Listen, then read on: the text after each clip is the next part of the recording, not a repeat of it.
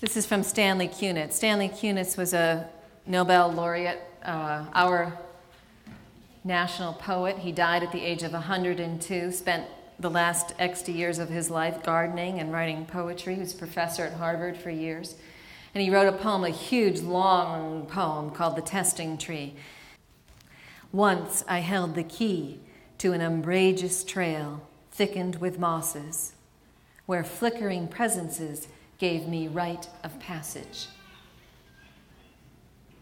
Once I held the key to an umbrageous trail thickened with mosses, where flickering presences gave me rite of passage past the abandoned quarry. I had kept my appointment. Okay, so here's a man stepping into his day as it counts. I had kept my appointment.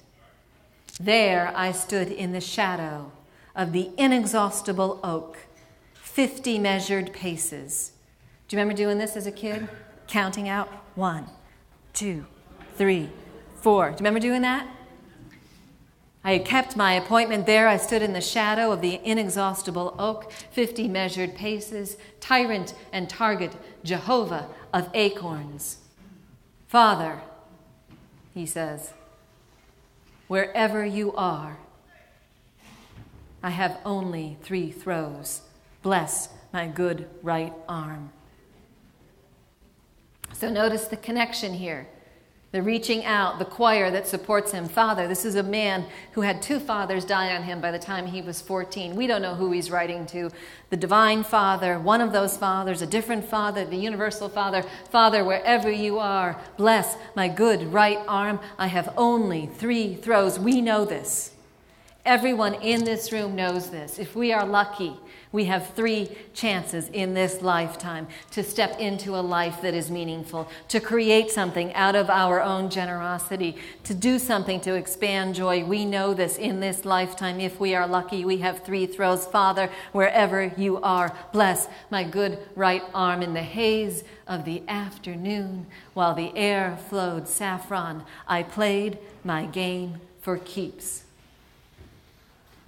For love, for poetry, for eternal life. Do you remember what it was like to play for keeps? Do you remember what it was like when you were a kid and you got to take the marbles home at the end of the game? Or the sandcastle moat actually worked when the wave came in? When you were wearing the right thing, when the right guy showed up? Or you were home when the right girl called? Do you remember when it counted?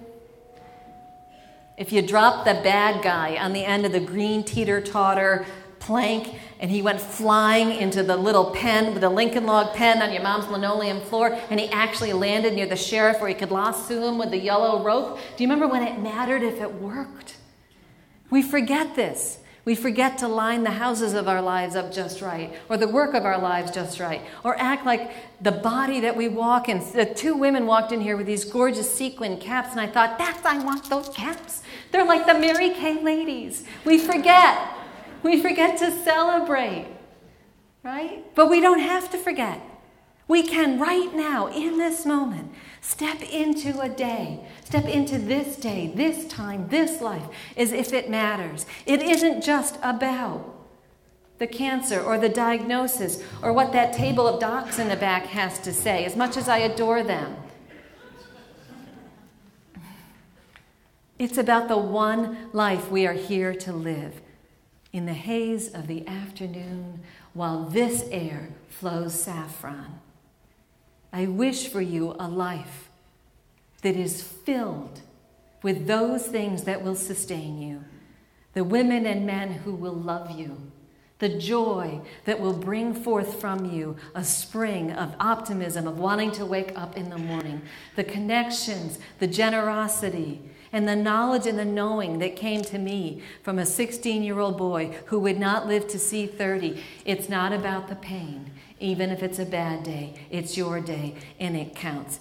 Ladies and gentlemen, this is your day. Thank you so much.